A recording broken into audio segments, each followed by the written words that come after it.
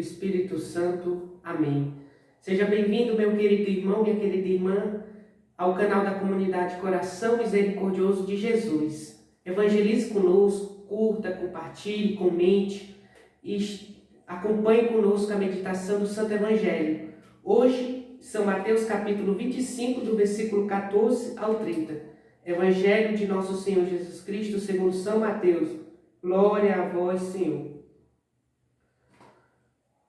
Naquele tempo, Jesus contou esta parábola. Pois o reino dos céus será como um homem que, viajando para o estrangeiro, chamou seus servos e entregou-lhes seus bens.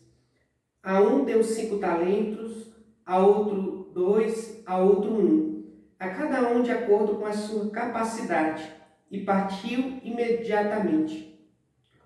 O que recebera 5 talentos saiu logo, trabalhou com os talentos e lucrou outros 5. Da mesma maneira, o que recebera 2, lucrou outros 2. Mas aquele que recebera um só, saiu e foi abrir uma cova no chão e enterrou o dinheiro do seu senhor. Depois de muito tempo, o senhor daqueles servos voltou e pôs-se a ajustar contas com eles.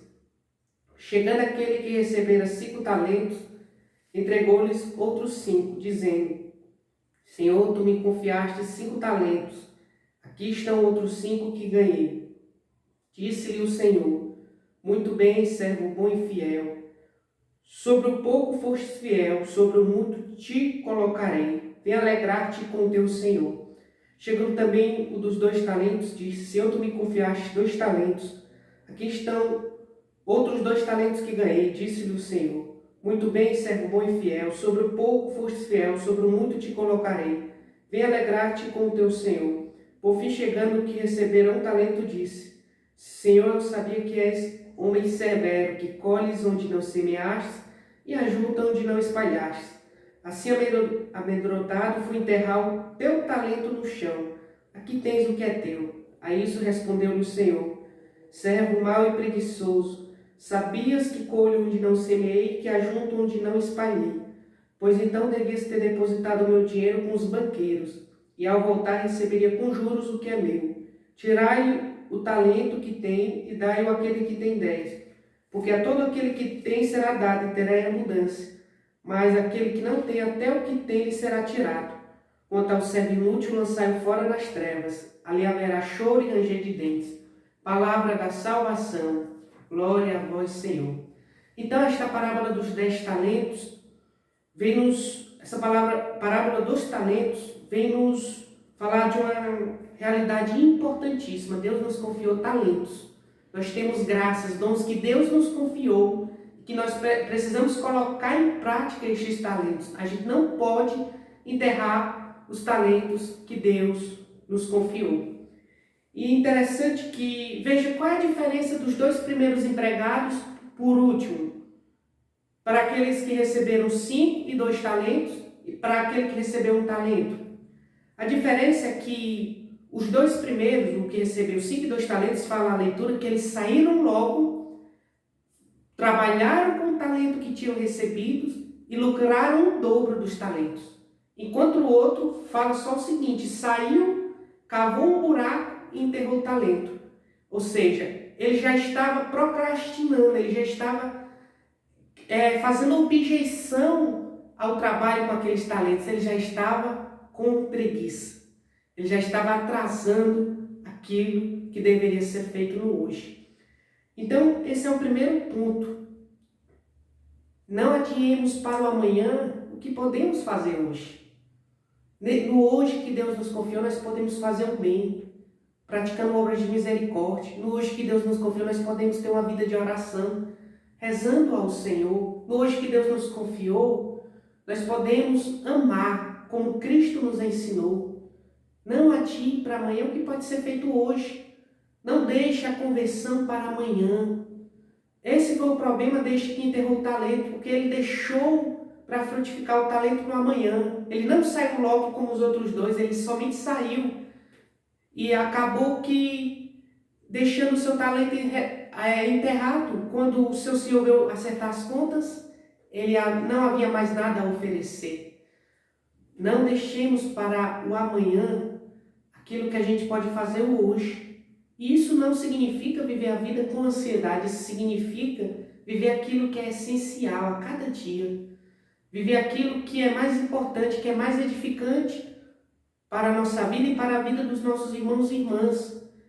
Estabelecer laços concretos, amar verdadeiramente, porque aquele que ama não retarda. Veja Santa Maria Madalena, ela saiu correndo para anunciar que viu o Senhor.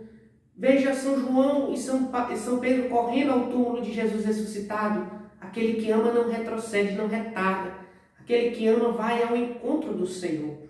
Portanto, a leitura desta parábola dos talentos nos convida a termos uma atitude diferenciada para não enterrarmos os talentos que Deus nos confiou, mas para fazê-los frutificar.